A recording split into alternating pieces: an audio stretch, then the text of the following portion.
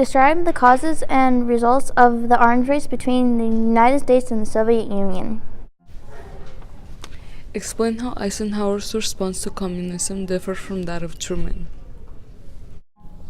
Analyze worldwide Cold War conflicts that erupted in Eastern Europe, the Middle East, and other places. Brinkmanship. If you are always almost at war, you probably won't go into war. Eisenhower Doctrine. The U.S. will use force to help any Middle Eastern nation threatened by communism. Mutually assured destruction. I could destroy you and you could destroy me.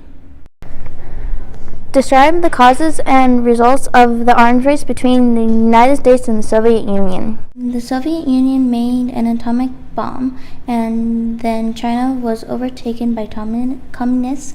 The United States was afraid that communists were going to become most powerful. President Truman decided to keep their place in world powers. The United States needed to build a hydrogen bomb. In 1952, we tested the first hydrogen bomb. The next year, the Soviet Union tested their first hydrogen bomb. Testing of hydrogen bombs increased radiation in the atmosphere.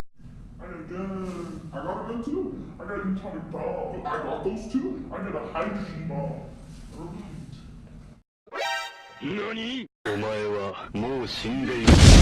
Explain how Eisenhower's response to communism differed from that of Truman. Eisenhower thought that making more nuclear weapons would then stop communism from spreading.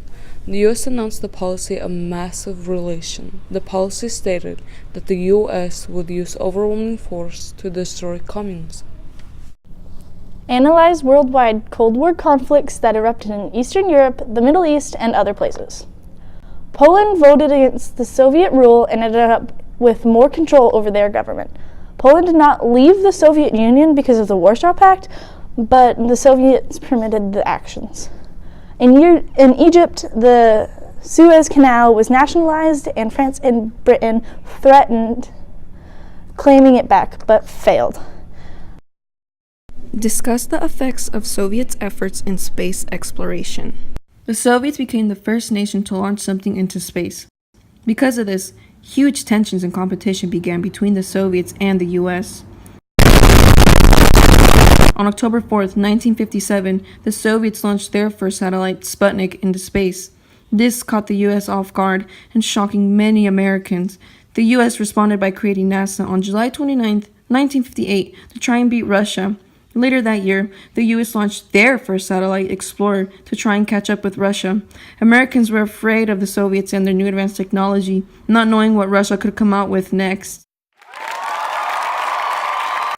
In this section's objectives, we talked about how, because the Soviet Union made an atomic bomb and spread communism, the U.S. started to make weapons to threaten them, leading to the arms race that continues today. We talked about how Eisenhower wants to use nuclear warfare over normal warfare, opposite of Truman.